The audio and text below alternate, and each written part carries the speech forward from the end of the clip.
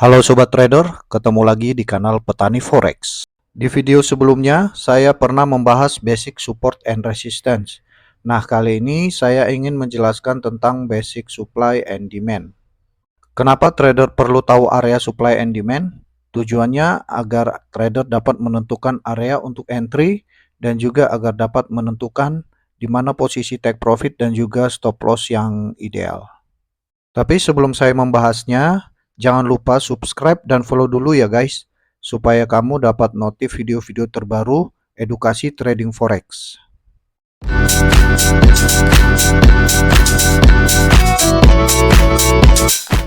Dalam ilmu ekonomi, kita mengenal hukum supply and demand. Dalam hukum supply and demand disebutkan, ketika supply atau penawaran banyak, tapi permintaan tetap, maka harga akan cenderung turun. Sebaliknya, ketika demand atau permintaan banyak, tetapi supply tetap, maka harga akan cenderung naik. Mengacu pada hukum supply and demand tersebut, jika kita hubungkan dengan trading forex, maka kita akan melakukan transaksi sell di area supply, karena harga akan cenderung turun. Sebaliknya, kita melakukan transaksi buy di area demand, karena harga akan cenderung naik. Ingat ya, kita buy di zona demand, sell di zona supply.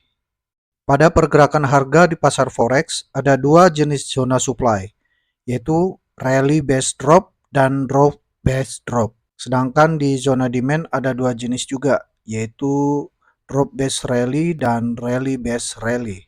Baik, saya akan jelaskan zona supply dulu ya. Yang pertama, pada supply ada rally based drop atau disingkat RBD. RBD biasanya terjadi pada saat harga reversal atau berbalik arah dari tren naik menjadi tren turun. Dalam hal ini, rally adalah gerakan impulsif ke atas, base adalah sideways atau konsolidasi, dan drop adalah gerakan impulsif ke bawah. Kita lihat pada gambar berikut. Pertama ada rally atau gerakan impulsif harga naik. Lalu harga bergerak naik turun kecil-kecil yang menandakan market sedang konsolidasi atau sideways. Nah, area konsolidasi ini membentuk base. Selanjutnya, harga drop menembus support yang ada di area base. Nah, area base inilah yang kemudian menjadi zona supply. Biasanya, setelah harga drop, harga akan melakukan retracement atau pullback ke zona supply. Nah, trader bisa mencari peluang sell di zona tersebut. Setelah harga masuk ke zona supply, biasanya harga akan cenderung turun atau drop lagi.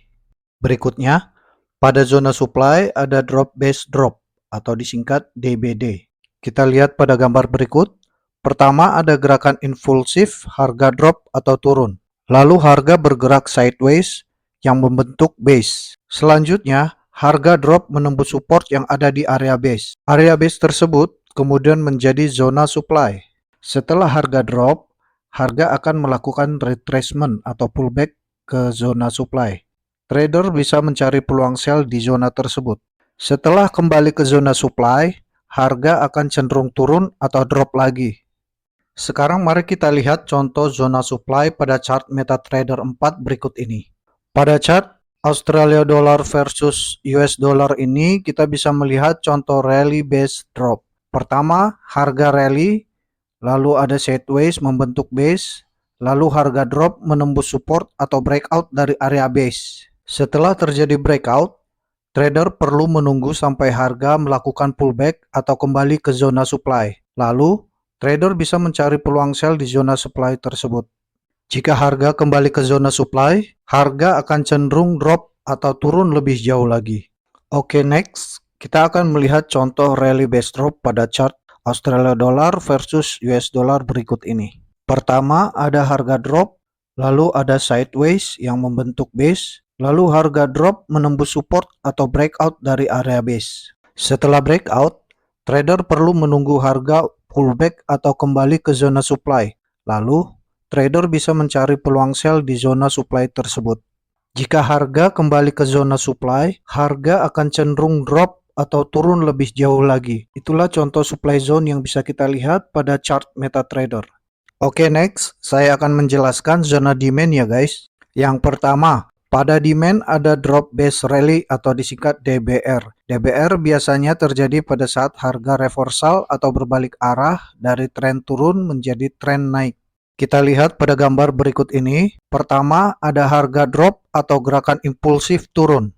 Lalu harga naik turun kecil-kecil yang menandakan market sedang sideways dan ini akan membentuk base. Selanjutnya, harga rally dan menembus resisten yang ada di area base.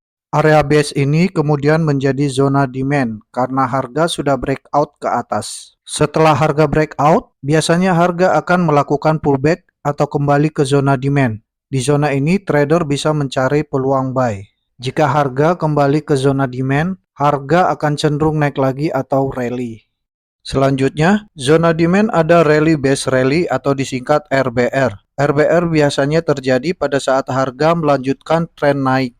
Kita lihat pada gambar berikut ini. Pertama, harga rally atau gerakan impulsif ke atas. Lalu harga bergerak naik turun kecil-kecil yang menandakan market sedang sideways dan pergerakan harga ini membentuk base. Setelah sideways, akhirnya harga rally lagi dan menembus resisten yang ada di area base. Area base yang sudah breakout tersebut kemudian menjadi zona demand. Setelah breakout, biasanya harga akan melakukan pullback atau kembali ke zona demand. Trader bisa mencari peluang buy di area tersebut. Setelah kembali ke zona demand, harga akan cenderung rally lagi atau naik lebih tinggi. Oke, sekarang mari kita lihat zona demand pada chart MetaTrader 4 berikut ini. Pada chart USD CAD berikut ini, kita bisa melihat drop base rally atau disingkat DBR. Pertama, harga drop, lalu sideways membentuk base, lalu harga rally menembus resistance atau breakout. Setelah breakout, harga akan cenderung kembali ke zona demand. Selanjutnya, trader bisa mencari peluang buy di zona demand tersebut. Jika harga kembali ke zona demand, harga akan cenderung rally lagi atau naik lebih tinggi. Oke, selanjutnya kita akan melihat contoh rally base rally pada chart USD CAD berikut ini. Pertama, harga rally, lalu sideways membentuk base. Selanjutnya, harga rally kembali dan breakout menembus resistance yang ada di area base. Setelah breakout, biasanya harga akan pullback atau kembali ke zona demand. Di zona tersebut, trader bisa mencari peluang buy. Jika harga kembali ke zona demand, harga akan cenderung rally kembali dan melanjutkan tren naik. Itulah beberapa contoh zona demand yang bisa kita lihat pada chart MetaTrader 4. Itulah penjelasan ringkas basic supply and demand. Memang terlihat mudah menemukan zona ini pada market yang sudah terbentuk, tapi akan menjadi tantangan untuk mengidentifikasinya ketika keadaan market belum terbentuk. Dengan banyak berlatih, kita akan dapat mengidentifikasi zona supply and demand pada chart, sehingga kita bisa mengambil keputusan trading yang lebih baik.